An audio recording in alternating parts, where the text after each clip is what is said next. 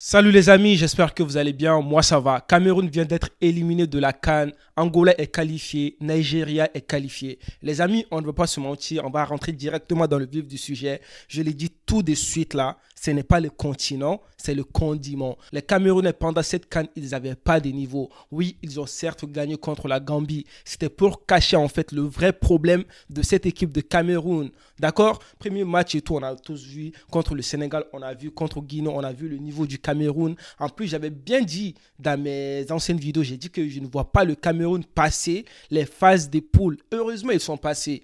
Mais le Cameroun n'a pas de niveau. On a tous vu dans ce match, Nigeria a largement dominé le match. Mais les Camerounais, je ne pense même pas qu'ils ont eu des tirs cadrés dans ce match.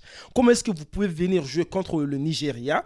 On connaît tous le niveau du Nigeria. Vous n'arriviez même pas à faire mal à cette équipe de Nigeria. C'est là que tu te rends compte que pendant cette CAN, les Camerounais n'avaient pas envie de jouer ou tout simplement, en fait, ils ne voulaient pas gagner la Coupe d'Afrique des Nations. Même quand tu regardes le match, tu ne vois pas cette envie de gagner comme face à la Gambie et tout. Mais aujourd'hui, le match était nul de la part des Camerounais.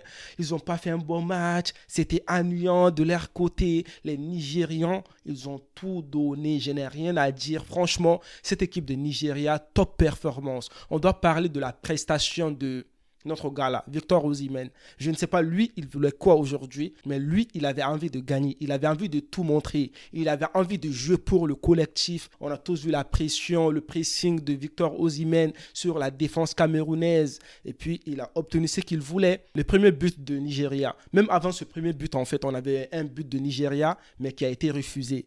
Ça aussi, c'est défensivement, problème défensif et tout. Mais maintenant, on va parler du premier but. Victor Osimhen qui va faire la passe à Lookman. Mais même avant cette passe, en fait, franchement, je ne sais pas Gonzalez, il avait quoi. Mais comment est-ce que toi, en tant que défenseur, en tant que joueur professionnel, on peut tous faire des erreurs dans le foot, mais il y a des erreurs qui sont évitables, quoi. Franchement, en tant que joueur, même moi qui ne suis pas professionnel, je ne peux pas me permettre de faire certaines erreurs dans le foot. Ça ne se fait pas. On s'est dit la vérité. Comment est-ce que toi, on te fait la passe en touche et tout?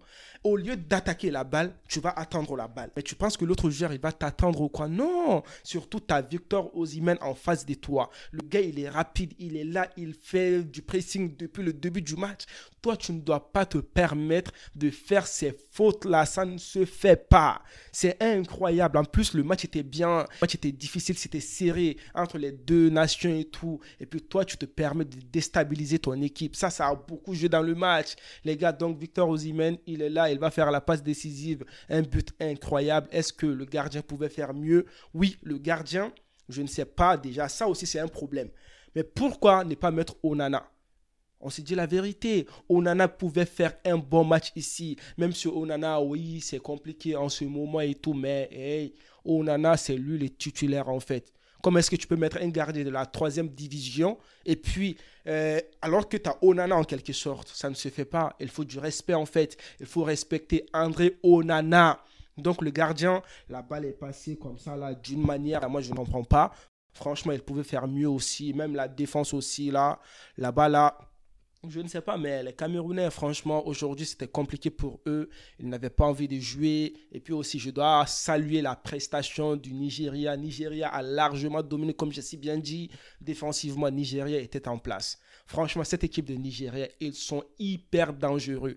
Même s'ils ne créent pas beaucoup d'occasions, mais ils sont en place. Ça, c'est très, très difficile. C'est très, très difficile de dominer cette équipe de Nigeria. Même si tu la domines, en fait, quand ils sont bien défensivement, tu auras du mal à aller marquer des buts. Tu auras du mal à créer des occasions. En plus, si tu n'as pas des bons attaquants, tu n'as pas des ailiers qui pourront faire des différences et tout comme dans cette équipe de Cameroun, les ailiers et Toko Kambi là, Karl Toko et Kambi, lui, je ne sais pas, il a fait quoi dans ce match. Franchement, on s'est dit la vérité entre vous et moi.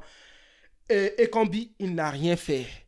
Il n'a rien fait, il n'a pas créé des dangers. Puis aussi l'autre ailier, lui, il a fait un peu de trucs et tout, tu vois. Même il a des locks et tout. Lui, j'ai bien aimé son match. Il a créé, il était là dans le match et tout. Mais On va parler du gars là, le 9 de Cameroun, celui qui a remplacé Aboubakar. Il a tenté aussi, mais c'était compliqué. Le Cameroun, ça ne va pas. On s'est dit la vérité, même Anguissa, au milieu du terrain, on n'a pas retrouvé un Anguissa de Napoli qui fait mal et tout. Pendant tous les matchs, que ce soit Gambie, Guinée, Sénégal, Anguissa, on n'a pas retrouvé son niveau. Ça fait mal parce que si tu as des bons joueurs comme ça, ils doivent montrer leur talent sur le terrain. On compte sur eux, mais eux, ils ne veulent pas jouer. Et puis aussi, on doit parler de l'entrée de Vincent Aboubakar. Malheureusement, il a fait un seul match pendant cette CAN. Il n'a pas gagné. C'est compliqué. Ça fait mal. Oh, le Cameroun n'a pas de niveau, c'est incroyable quoi, c'est décevant de la part des Camerounais. Donc, une belle victoire de la part des Nigérians. Maintenant, on va parler de Angola. Les gars, je ne sais pas si vous avez bien regardé ce match, mais franchement, l'équipe d'Angola m'a bluffé aujourd'hui. Ils ont joué à 11 contre 10 et tout, ils étaient à 10, mais Namibie n'a même pas marqué de but. Donc après, Namibie va prendre un carton rouge, 10 contre 10. Angola va les taper. Franchement, équipe d'Angola incroyable.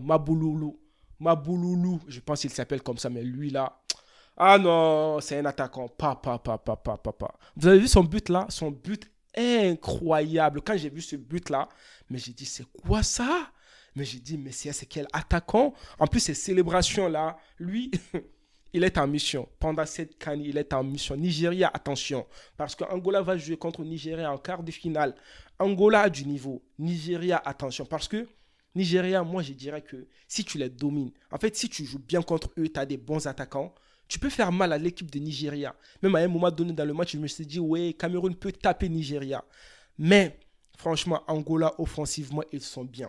Offensivement, ils sont bien, je me répète, mais offensivement, Angola est en place. Donc, ça peut être un très très bon match. Nigeria contre Angola. Angola qui est bien offensivement. Nigeria qui est bien défensivement. Donc Angola est qualifié. Nigeria est qualifié. On aura une belle affiche de la CAN. Maintenant, Cameroun rentre à la maison. Nigeria toujours là. Est-ce que Nigeria peut aller loin dans cette CAN? On le saura contre Angola. Mais moi, je pense que Angola contre Nigeria, ça va être chaud. Je pense que peut-être il y aura prolongation et tout ça là. Mais bon, on verra. Donc les amis, donnez-moi votre avis dans les commentaires. Qu'est-ce que vous avez pensé de la prestation des Lions indoptables du Cameroun aujourd'hui? Et puis aussi, est-ce que vous pensez que Nigeria peut battre Angola? Donc les amis, prenez tous soin de vous et la paix sur vous.